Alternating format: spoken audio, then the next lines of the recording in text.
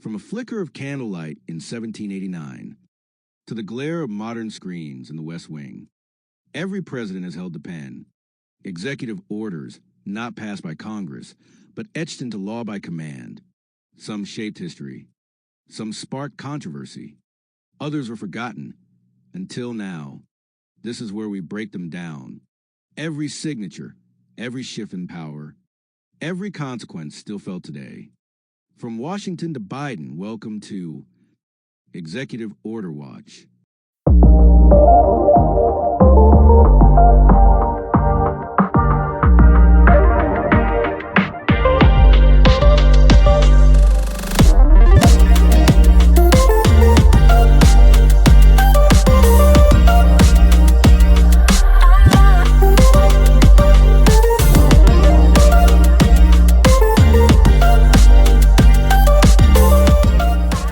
Democracy, we live for it. For democracy, we fight for it. For democracy, we've died for it. And for democracy, we watch it. This is Executive Order Watch. My fellow Americans, the year was 1967, a year where the storm clouds of conflict and the light of progress collided in every corner of this nation and far beyond. By then, I'd been in this office long enough to understand its weight, not just the weight of decisions, but the burden of history. Each day in the White House, I carried the hopes of the people, the wounds of a divided country, and the relentless demand for direction. Vietnam was raging. That war, however necessary I believed it to be, had begun to wear down the spirit of the American people. The protests were growing, not just in college towns and city streets, but in living rooms and dinner tables. Folks were questioning the cost, not just in dollars, but in lives and in faith. But while the war consumed headlines, we didn't stop pushing at home. Civil rights didn't go on hold. The war on poverty didn't pause. The march toward equity and opportunity kept going, because it had to. In 1967, we made real investments in urban renewal, transportation, and public broadcasting. We laid the groundwork for educational access that would reach rural kids and inner-city youth alike.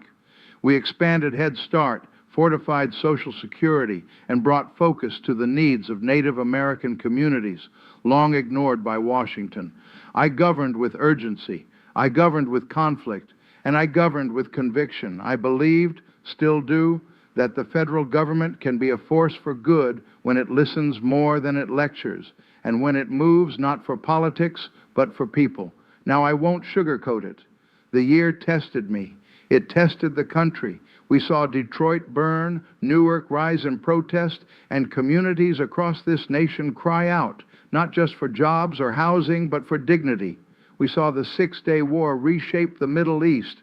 We watched Thurgood Marshall make history as the first black justice of the United States Supreme Court. And we mourn for the mounting loss of sons and brothers overseas. Through it all, I leaned on the tools of the presidency. One of those tools, the executive order, became a way to act when action couldn't wait. Each order had a purpose. Each one told a story, not just of what needed doing, but of what kind of country we were trying to become. And in just a moment, we're going to walk through the executive orders I signed in 1967. Some made headlines, most didn't, but each one helped build or repair part of this nation's foundation. So sit tight and let's take a close look, not just at the ink and paper, but at the intent behind every stroke of the pen. Executive Order 11,322, relating to trade and other transactions involving Southern Rhodesia on January 5th, 1967. Executive Order 11,323, placing an additional position in Level 5 of the Federal Executive Salary Schedule on January 20th, 1967. Executive Order 11,324, creating an emergency board to investigate disputes between the carriers represented by the National Railway Labor Conference and certain of their employees on January 28, 1967. Executive Order 11,325, prescribing a new part of the Selective Service Regulations on January 30, 1967. Executive Order 11,326, providing for the regulation of air transportation in the Ryukyu Islands on February 13, 1967. Executive Order 11,327, assigning authority to order certain persons in the ready reserve to active duty on February 15, 1967. Executive Order 11,328, modifying Executive Order No. 11,198, relating to the interest equalization tax on certain commercial bank loans on February 20th, 1967. Executive Order 11,329, creating a board of inquiry to report on a labor dispute affecting the shipbuilding and repair industries of the United States on March 2, 1967. Executive Order 11,330, providing for the coordination of youth opportunity by programs on March 5, 1967. Executive Order 11,331, establishment of the Pacific Northwest River Basins Commission on March 6, 1967. Executive Order 11,332, inspection of income, excess profits, estate, and gift tax returns by the Committee on Government Operations, House of Representatives on March 7, 1967. Executive Order 11,333, partially suspending Section 6,374 of Title 10 of the United States Code relating to retirement of brigadier generals of the Marine Corps on March 7, 1967, Executive Order 11,334, enjoyment of certain privileges, exemptions, and immunities by the Asian Development Bank and coordination of United States policies with regard to the bank on March 7, 1967. Executive Order 11,335.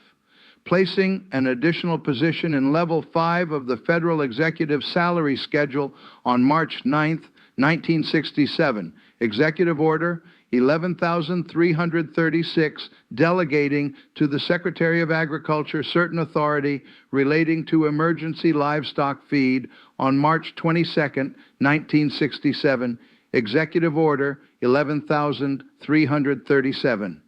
Inspection of income, excess profits, estate, and gift tax returns by the Senate Committee on Government Operations on March 25, 1967. Executive Order 11,338, placing an additional position in Level 5 of the Federal Executive Salary Schedule on March 27, 1967. Executive Order 11,339, delegating certain authority of the President with regard to Army and Air Force rations on March 28, 1967. Executive Order 11,340, effective date of Department of Transportation Act on March 30, 1967. Executive Order 11,341, establishing the President's Commission on Postal Organization on April 8, 1967. Executive Order 11,342, the Quetico Superior Committee on April 10, 1967. Executive Order 11,343, creating an emergency board to investigate the disputes between the Long Island Railroad and certain of its employees on April 12, 1967. Executive Order 11,344, creating a board of inquiry to report on a labor dispute affecting the military aircraft industry and the military aircraft engine industry of the United States on April 15, 1967. Executive Order 11,345, establishment of the Great Lakes Basin Commission on April 20, 1967. Executive Order 11,346, placing an additional position in Level 5 of the Federal Salary Schedule on April 20, 1967. Executive Order 11,347, amendment of Executive Order number 11,210, establishing a temporary commission on Pennsylvania Avenue on April 20th, 1967. Executive Order 11,348. Providing for the further training of government employees on April 20th, 1967. Executive Order 11,349, amending Executive Order number 11,136, relating to the President's Commission on Consumer Interests and the Consumer Advisory Council on May 1st, 1967. Executive Order 11,350, amending the Selective Service Regulations on May 3rd, 1967. Executive Order 11,351, amending Executive Order number 11,318, designating the European Space Research Organization as a public international organization on May 22nd, 1967. Executive Order 11,352, suspending a provision of Section 5751B of Title 10, United States Code, which relates to officers of the Marine Corps in the grade of Lieutenant Colonel on May 22, 1967. Executive Order 11,353, establishing the President's Advisory Council on Cost Reduction on May 23, 1967. Executive Order 11,354, amending Executive Order number 11,030 of June 19, 1962, with respect to the preparation of presidential proclamations on May 23, 1967. Executive Order 11,355, amending Executive Order number 10,647, respecting certain appointments under the Defense Production Act of 1950 on May 26, 1967, Executive Order 11,356, creating an emergency board to investigate disputes between the carriers represented by the National Railway Labor Conference and certain of their employees on May 30, 1967, Executive Order 11,357, administration of the National Traffic and Motor Vehicle Safety Act through the National Highway Safety Bureau and its director on June 6, 1967. Executive Order 11,358, inspection of income, excess profits, estate, and gift tax returns by the Committee on Un-American Activities, House of Representatives on June 6, 1967. Executive Order 11,359, establishment of the Suarez Red Rainy River Basins Commission on June 20th, 1967. Executive Order 11,359A, adding the Secretary of Transportation to the membership of the President's Council on Recreation and Natural Beauty on June 29, 1967. Executive Order 11,360, amending the Selective Service Regulations on June 30th, 1967. Executive Order 11,361, suspending a provision of Section 5751B of Title 10, United States Code, which relates to officers of the Marine Corps in the grade of First Lieutenant on July 6, 1967.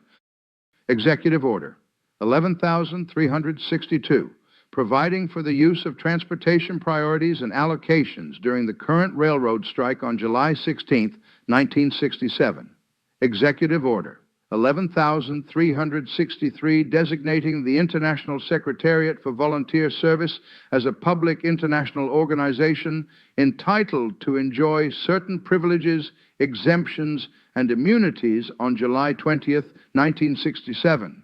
Executive Order 11,364, providing for the restoration of law and order in the state of Michigan on July 24th, 1967. Executive Order 11,365, establishing a National Advisory Commission on Civil Disorders on July 29, 1967. Executive Order 11,366, assigning authority to order certain persons in the Ready Reserve to active duty on August 4, 1967. Executive Order 11,367, placing an additional position in Level 4 of the Federal Executive Salary Schedule on August 18, 1967. Executive Order 11,368, modifying rates of interest equalization tax, and amending Executive Order number 11,211 on August 28, 1967. Executive Order 11,369, placing additional positions in Level 5 of the Federal Executive Salary Schedule on August 29, 1967. Executive Order 11,370, inspection of income, estate, and gift tax returns by the Committee on Public Works, House of Representatives on August 30, 1967. Executive Order 11,371, establishment of the New England River Basins Commission on September 6, 1967. Executive Order 11,372, designating the Lake Ontario Claims Tribunal as a public international organization entitled to enjoy certain privileges, exemptions, and immunities on September 18, 1967. Executive Order 11,373, providing for certain transfers from the National Capital Transportation Agency to the Washington Metropolitan Area Transit Authority on September 20, 1967. Executive Order 11,374, abolishing the Missile Sites Labor Commission and providing for the performance of its functions on October 11, 1967. Executive Order 11,375, amending Executive Order number 11,246, relating to equal employment opportunity on October 13, 1967. Executive Order 11,376, amending Executive Order number 11,022, relating to the President's Council on Aging on October 17, 1967. Executive Order 11,377, providing for Tariff Commission reports regarding the estimated consumption of certain brooms on October 23, 1967. Executive Order 11,378, exemption of Daniel J. Quill from compulsory retirement for age on October 31, 1967. Executive Order 11,379, designating officials to act as Commissioner of the District of Columbia on November 8, 1967. Executive Order 11,380, amending prior executive orders relating to mutual educational and cultural exchange and to allowances and benefits for government personnel on overseas duty on November 8, 1967. Executive Order 11,381, amending Executive Order number 10,807 of March 13, 1959, relating to the Federal Council for Science and Technology on November 8, 1967. Executive Order 11,382, amendment of Executive Orders relating to functions of the Department of Transportation on November 28, 1967. Executive Order 11,383, inspection of income, excess profits, estate, and gift tax returns by the Senate Select Committee on Standards and Conduct on November 30, 1967. Executive Order 11,384, placing an additional position in Level 5 of the Federal Executive Salary Schedule on December 1, 1967. Executive Order 11,385, placing an additional position in Level 4 of the Federal Executive Salary Schedule on December 16, 1967. Executive Order 11,386, prescribing arrangements for coordination of the activities of regional commissions and activities of the federal government relating to regional economic development, and establishing the Federal Advisory Council on Regional Economic Development on December 28, 1967. Pauline's My Pizza, fellow where we deliver happiness one slice at a time. What's your craving today?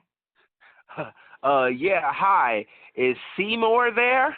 Oh, Seymour. I think he might be busy making our special pies. But hey, why not swing by the pizzeria? We've got a pie with your name on it. Anything else I can help you with? I was looking for Seymour Butts. Ah, I see. Well, if you're looking for Seymour Butts, he might be hiding behind a pepperoni slice. Anything else I can do for you today? No, that's it. Hi, I'm Terrence, a marketing professional with a passion for helping your business grow smarter and faster. Here at Da Bomb Digital Media, based right here in Atlanta, Georgia, we specialize in bringing your vision to life. Whether you're launching your first website or reimagining your entire digital presence, we've got you covered. From modern website design and search engine optimization to setting up your own AI-powered agency tools, we deliver innovative solutions that keep you ahead of the curve. Ready to unlock your business's full potential? Let's build something remarkable together. For more information, visit our YouTube channel. Just search Da Bomb Digital Media on YouTube and start exploring tips, success stories, and everything you need to elevate your brand. 7. My fellow Americans, let's take a journey back to 1966, a year of confrontation, creation, and conviction.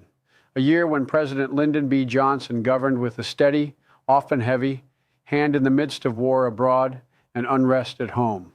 Johnson wasn't a president who hesitated. He signed laws, yes, but he also used executive orders like instruments of government action.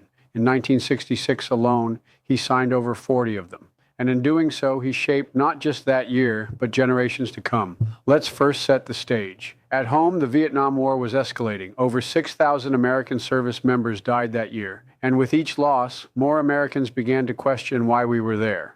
Anti-war protests intensified. Draft cards burned. But Johnson remained firm, believing that stopping the spread of communism was worth the sacrifice. Meanwhile, the civil rights movement surged forward, though met with fierce resistance. Black communities in Chicago, Cleveland, and Atlanta were organizing, demanding equity not just in voting, but in housing, education, and opportunity. And yet, even with a nation divided, Johnson didn't stop pushing. He expanded federal investment in education, transportation, healthcare, and poverty relief. He governed like a man who believed that government had a moral obligation to intervene when society failed the vulnerable.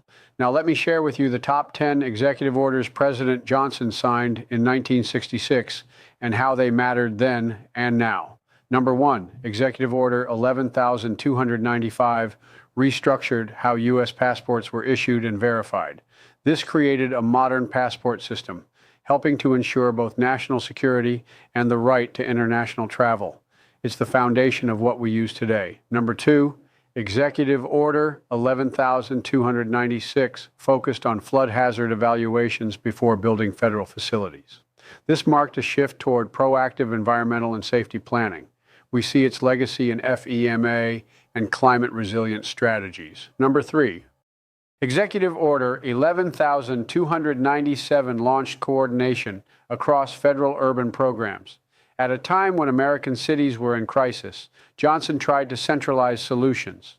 This laid groundwork for later urban renewal policies. Number 4, Executive Order 11,288 addressed water pollution control by federal activities. That single move pushed federal agencies to lead by example, and it foreshadowed the creation of the Environmental Protection Agency in 1970. Number 5, Executive Order 11,282 focused on air pollution control. At a time when smog choked major cities, Johnson knew clean air wasn't optional. It was essential. Number 6, Executive Order 11,301 established the President's Committee on Libraries. It might sound ceremonial, but it reflected Johnson's commitment to education and literacy for all, regardless of income or geography. Number 7, Executive Order 11,306 established the President's Committee on Rural Poverty, a powerful acknowledgement that America's poor weren't just in the cities. Many were in small towns and farming communities long neglected by federal policy. Number 8, Executive Order 11,310 gave emergency preparedness authority to the Attorney General. linking national security with law enforcement coordination during the Cold War. Number 9, Executive Order 11,315, reform federal civil service hiring, allowing top-level government employees to move across agencies. That flexibility helped build the smart, agile public service corps we rely on today. Number 10, Executive Order 11,318 designated the European Space Research Organization as an entity protected by U.S. law, reinforcing America's commitment to international science cooperation, even in the midst of the Cold War space race. Now let's widen the lens.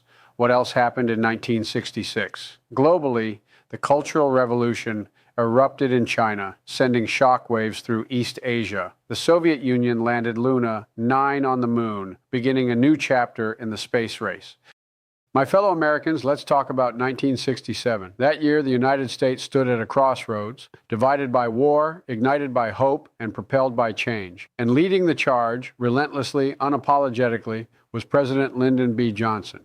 It was a turbulent time. The Vietnam War had escalated, and the nation was fractured over its purpose and its cost. Protests intensified on college campuses, on city streets, in the halls of Congress. America was tired, angry, searching for clarity, but Johnson didn't flinch. He believed in the long fight, even if it was unpopular. He believed that government had a responsibility to lead, not retreat.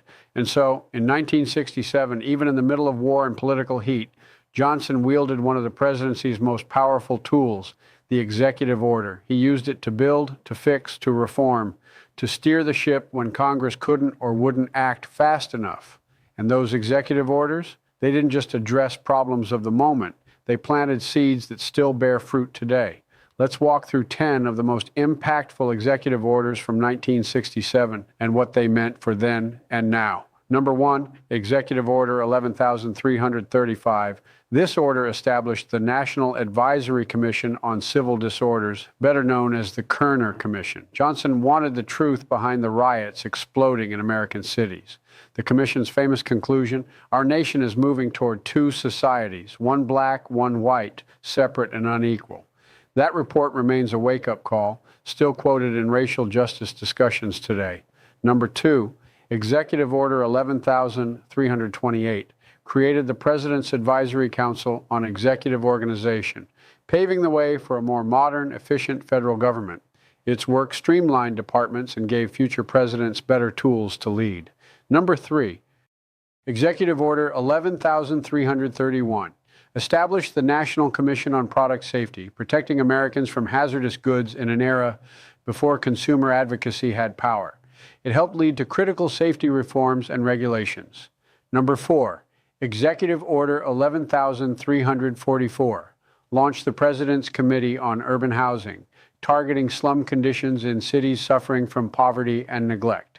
This move was central to Johnson's Great Society and laid groundwork for future urban policy reforms. Number 5, Executive Order 11,345 created the National Commission on the Causes and Prevention of Violence Following Civil Unrest. It set the stage for national dialogue on public safety, gun laws, and the social roots of crime. Number 6, Executive Order 11,347 amended the rules for the Presidential Medal of Freedom, adding recognition for literature. This simple gesture lifted the arts into the sphere of national honor, reminding us that culture is as vital to a nation as its laws. Number 7, Executive Order 11,351 established the National Council on Indian Opportunity, a critical moment in acknowledging Native American voices in federal policy. It was a step towards sovereignty, inclusion, and long overdue respect. Number 8, Executive Order 11,354 formed the President's Advisory Council on Cost Reduction in the federal government. Johnson knew that a big government had to be a smart government, and he put real effort into cutting waste. Number 9, Executive Order 11,355 created the Interagency Committee for Mexican American Affairs, recognizing the specific needs of Hispanic Americans for the first time in a serious federal policy platform. Number 10, Executive Order 11,360 established the National Council on Marine Resources and Engineering Development, signaling a bold commitment to ocean science and environmental stewardship, years before the EPA was even born. Now, while Johnson was signing these executive orders, the world was spinning with intensity. Globally, 1967 brought the Six-Day War in the Middle East, an event that reshaped borders, politics, and military alliances, the echoes of which still affect foreign policy today. In the U.S., the first Super Bowl was played. Thurgood Marshall was nominated to the Supreme Court, the first black justice in American history. That wasn't just progress, it was history being made. And while cities like Detroit, Newark, and Milwaukee burned with racial frustration, artists, thinkers, and dreamers were building new visions of what America could be. From soul music to science fiction, 1967 was messy, it was loud, it was hard, but it was also catalytic. And Johnson? He governed like a man who knew the window for change doesn't stay open long. He used the executive order not as a workaround, but as a promise to act when the country demanded it, and whether you agreed with his war policy or not. On the domestic front, his pen was often pointed toward justice, inclusion, and modernization. So when we look at 1967, we remember not just the conflict, but the courage to govern in the storm. We remember a president who didn't just react, he reshaped. And we remember that progress rarely comes in comfort. It comes in motion, in struggle, and yes, in signature. Thank you. Some write history with blood, some with laws. But the sharpest stroke comes from the pen. Executive power ain't just a tool. It's a weapon wielded by the few, affecting the many. They sign it. We live it. They order it. We obey it. Here, watching, digging, remembering. From the plantation to the proclamation. From internment camps to civil rights stands. From surveillance laws to student loan draws. Order can change your life, and you might not even know it, but now you do. So stay locked in, stay woke, stay sharp. We ain't just talking about power, we tracking it. Executive Order Watch, and we ain't blinking.